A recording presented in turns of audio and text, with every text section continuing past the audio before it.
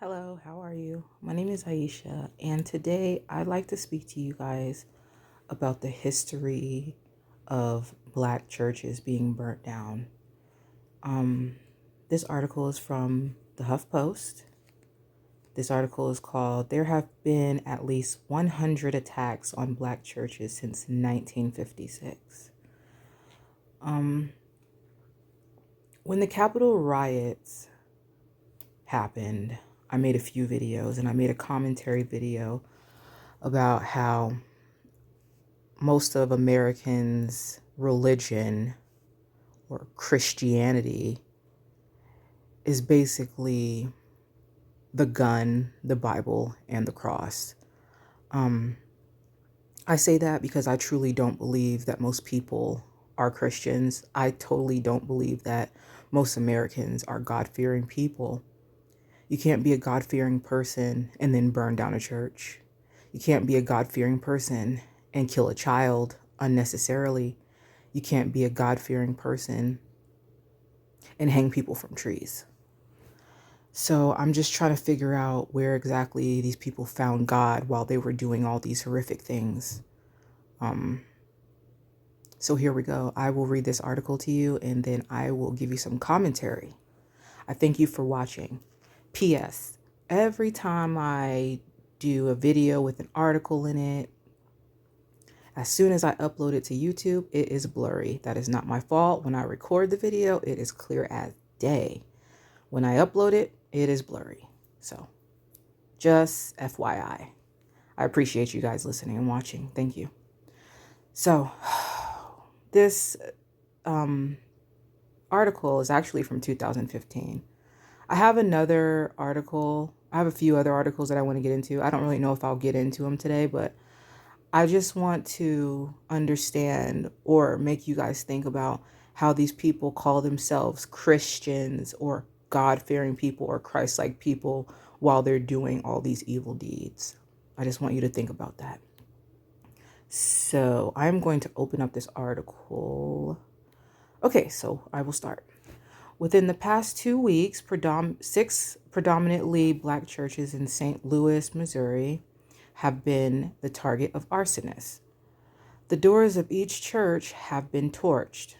The Bureau of Alcohol, Tobacco, Firearms, and Explosives in Kansas City have yet to determine the motivation behind the fires, but police are currently investigating the arsons.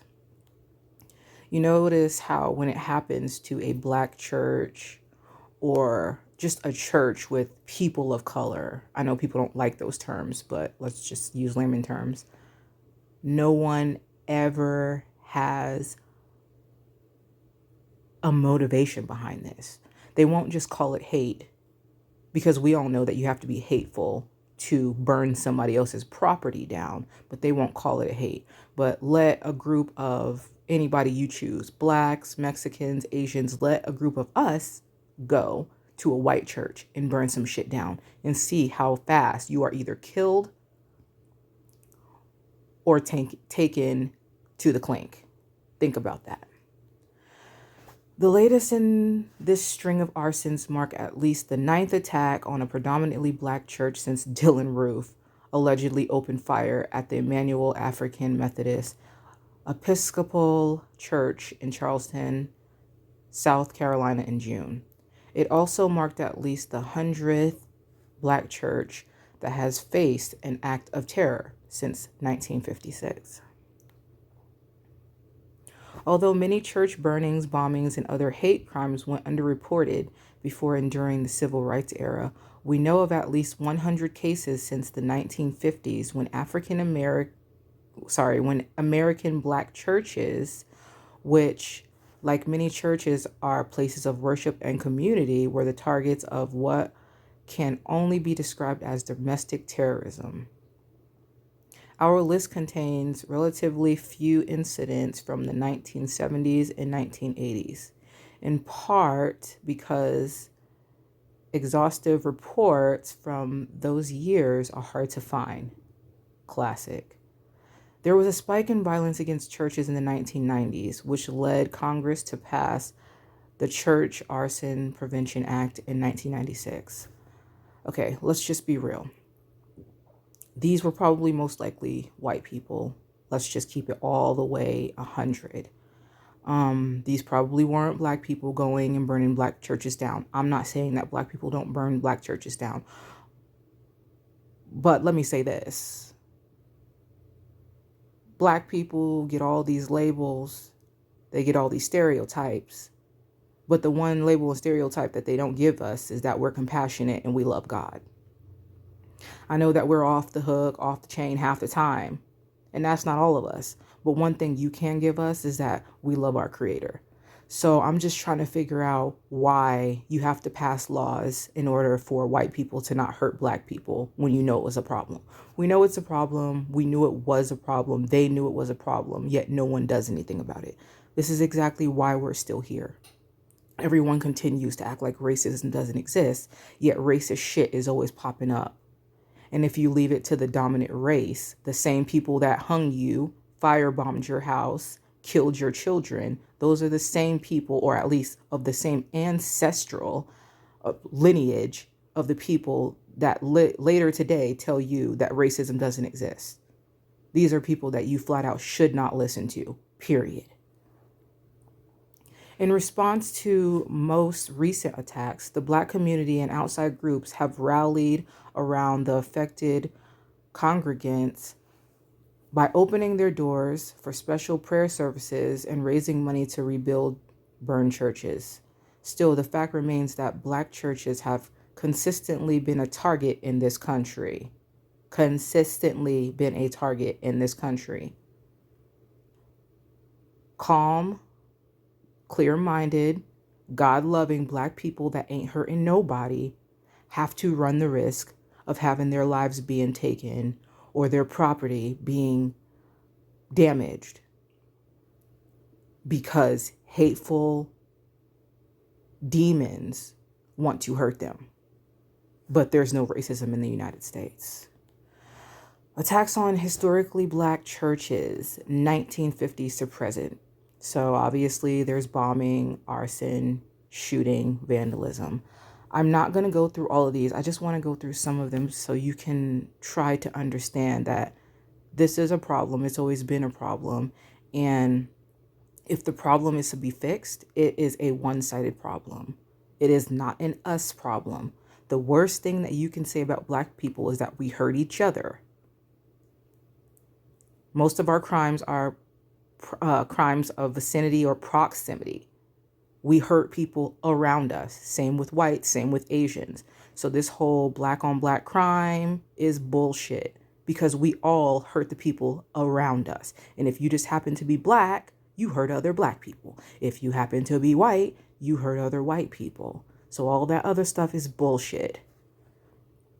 So starting it in the 1950s, our list only dates back as far as 1956, but church bombings and burnings were happening well before then, and it also wasn't uncommon for pastors to be targeted at their homes. On December 25th, 1956, in Birmingham, Alabama, the home of civil rights leader Reverend Fred Shuttlesworth was damaged in an explosion along with the church next door. December 25th, 1956, Bethel Baptist was bombed. April 28th, 1957, Allen Temple AME Church was bombed. April 28th, 1958, Temple Bethel was bombed. June 29th, 1958, Bethel Baptist was bombed. Into the 60s. 1960s. On September 15th, 1963, 4 Black schoolgirls were killed by a bomb in Birmingham's 16th Street Baptist Church before Sunday morning service. It was the third explosion in the city in 11 days after federal legislation mandated the integration of Alabama schools. More than 8,000 people attended a public funeral held for 3 of the girls. The outrage over the bombing helped lead to the passage of the Civil Rights Act in 1964 and voting rights in Act of 1965. Fun fact, my mom was born in 1964. So once again, you see that this is not a you problem. This is a them problem. This is not an all of them problem, but this is a majority of them problem. You're not going around burning churches. You're not hurting little girls, yet you are deemed the violent one. This is why I do not respect people that try to tell everyone that Black people are violent, because you can see history.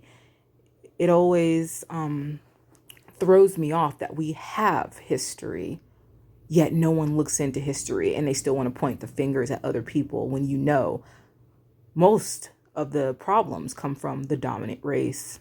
I'm not saying that we all don't have problems, because we all do have problems. But so this is a long list of violence coming from the dominant race. I'll just pop around a little bit. August 10th, that's my birthday. Well, years before I was born. August 10th, 1963. St. James United Methodist Church, Birmingham, Alabama. Another fun fact, my grandfather was born in Mobile, Alabama. So, my mother's father. June 17th, 1964, Mount Zion Church, Longdale, Mississippi. So let's go to the 70s. In 1973, someone torched a Cartersville Baptist church in Reston, Virginia, causing the pulpit and pews to fall into the basement. The church has been home to a congregation of 50 Black people. Several years later, the Second Wilson Church, a meeting place for civil rights activists in Chester, South Carolina, was gutted when a flame spread from the windows to the ceiling shortly after a protest. So we protest, think again, once again, history, meeting today. When we protest, it's for human rights, civil rights. Please stop killing us. When they protest, it's now everyone's calling us out and being racist towards us. We need to do something about it. Oh, wait, now Congress is trying to help the Negroes or the Mexicans or anybody else that's not us. We need to tear shit up. This is the way it's always gone. It will never change. I seriously believe it will never change unless something drastic happens, like God's going to have to come back for us. This is a long list. So we're into the 90s now. And so I just want you guys to understand that this is not a you problem. It hasn't been a you problem. You have been forced into a situation where you were taken into captive. You're still in your captivity. And now you're being told that you're racist for talking about your captivity. Now you're being told that you're racist because you know that the cops were arose out of slavery, and now they still treat you like slaves, still come into your hood and tell you what you can and can't do, and you have a problem with that, but now you're being racist. See, you're always the problem when you fight back. I think of it like this. In different countries, we feel sorry for the poor people. When we hear about dictators in different countries, we're like, whoa, they don't deserve to be treated like that. Well, if you think about it on another level, African Americans in the United States of America are being treated the same way as these third world countries, but no one wants to speak about it. Let a white church, please let a white church get bombed and see what the fuck goes down. Let some Black people get together.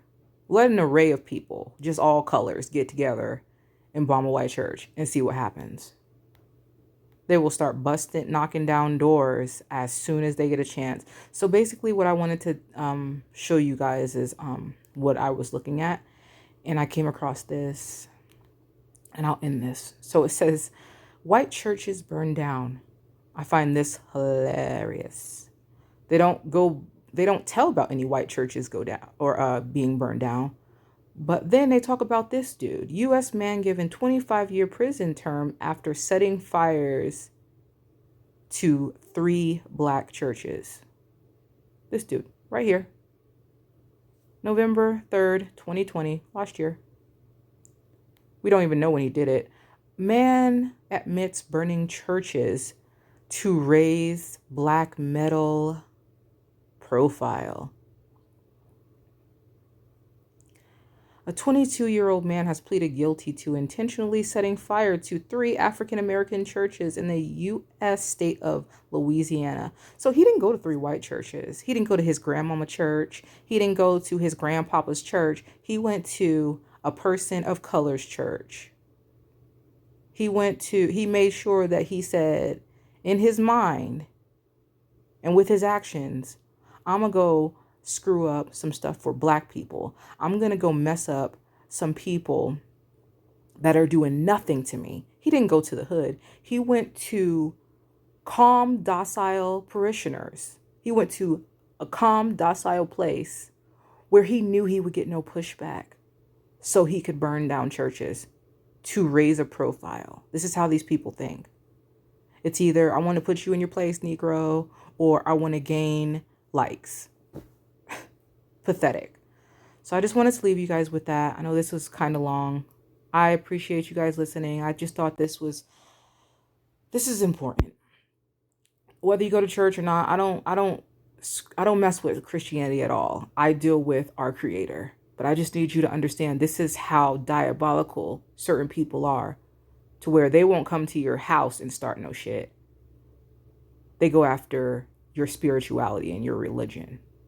And yet they call themselves Christian, and we call this a Christian country. I just want you to think about that. I appreciate you listening. Thank you so much for taking a bit of your time. Bye.